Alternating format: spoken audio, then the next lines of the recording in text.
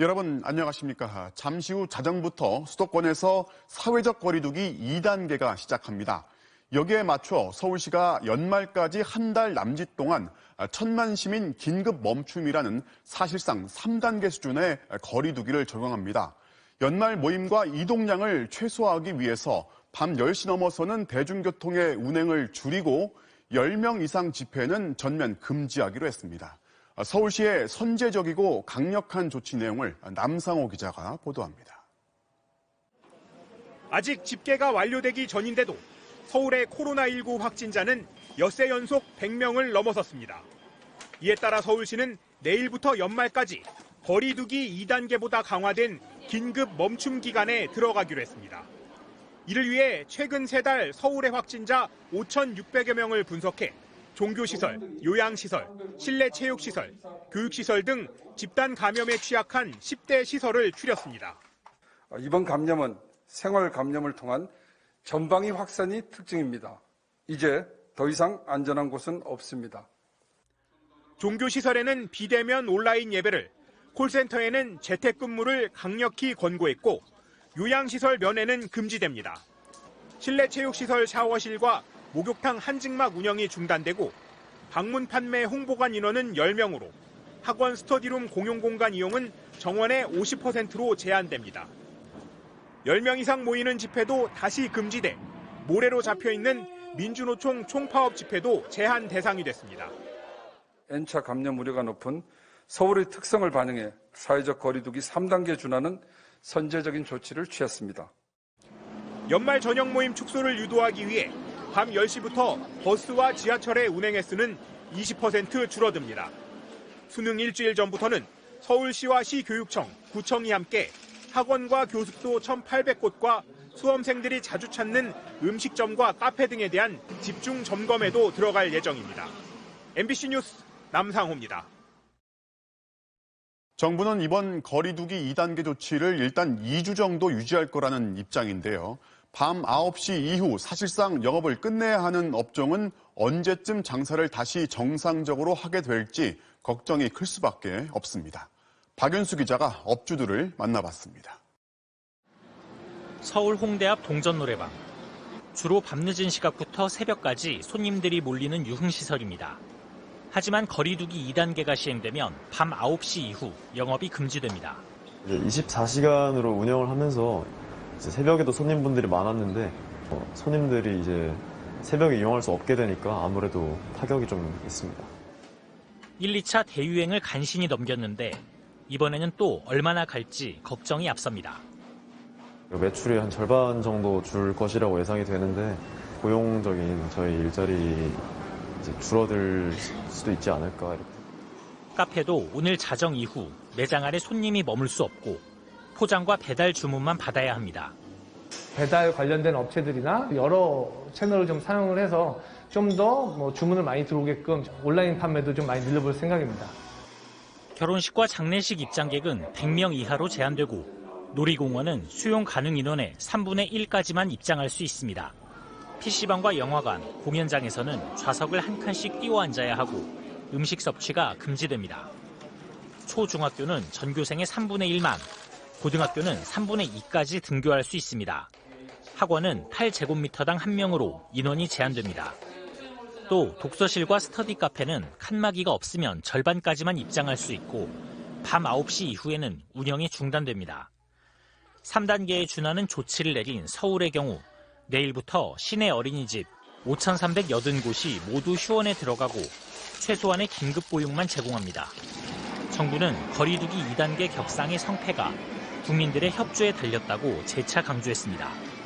일상생활에 제약이 예상이 되고 또 자영업자나 소상공인들의 경제적인 어려움이 예상이 되긴 하지만 확산세를 꺾어야 된다라는 그런 판단하에 2단계 격상을 내수 진작을 위해 발급해오던 숙박, 관광, 여행, 외식 등 8종의 소비 할인권 사업은 중단하기로 했습니다. MBC 뉴스 박윤수입니다. 신규 확진자는 엿새 만에 300명 아래로 내려오긴 했습니다. 어제 발표한 수치보다 60명 정도 줄었지만 결코 안정화의 신호로 읽을 수는 없습니다. 정부는 이번 3차 유행에 무증상에다 경증인데 활동량은 많은 20대 확진자의 비율이 증가하고 있는 걸 특히 우려하고 있습니다. 신정현 기자가 보도합니다. 임용고시 전날 확진자가 쏟아졌던 서울 노량진 학원 관련 확진자는 81명까지 늘어났습니다. 확진자 가운데 대다수인 69명이 수강생이었습니다. 확진자들은 서울 등 수도권은 물론 광주와 부산, 대전 등의 도시와 충청, 전라도 등 전국에 퍼져 있었습니다. 확진자인 스포츠 강사의 수업을 들었던 경기도 화성과 오산의 중학교 두 곳의 중학생도 확진 판정을 받았습니다. 노량진 학원발 전국 확산이 우려되는 가운데 교육부와 질병청은 현장 조사에 착수했습니다. 책상 간 간격이 좁아서 밀집도가 높았고요. 환기가 잘 이루어지지 않는 환경이었습니다. 1시간 내지 2시간 반 정도 수업이 진행되면서 지속도 또한 높은. 검사 건수가 적은 주말 직후인 오늘 국내 코로나19 신규 확진자는 271명, 엿새 만에 200명대로 내려왔습니다. 하지만 방역당국은 확진자 중 20대 젊은 층의 비율이 7주 사이 7%포인트 넘게 증가한 점에 특히 주목하고 있습니다. 무증상이나 경증이 많은 젊은 층은 활동량도 커서 감염 사실도 모른 채 바이러스를 퍼뜨리고 다닐 가능성이 높기 때문입니다. 20, 30대 젊은 층은 감염력이 있는 시기에 활동량이 굉장히 많습니다. 식당, 카페, 주점, 또 소모임, 대학, 학원 등의 노출이 굉장히 많기 때문에 실제로 젊은 층의 무증상 감염이 더 많을 수 있다는 방역당국의 조사 결과도 나왔습니다.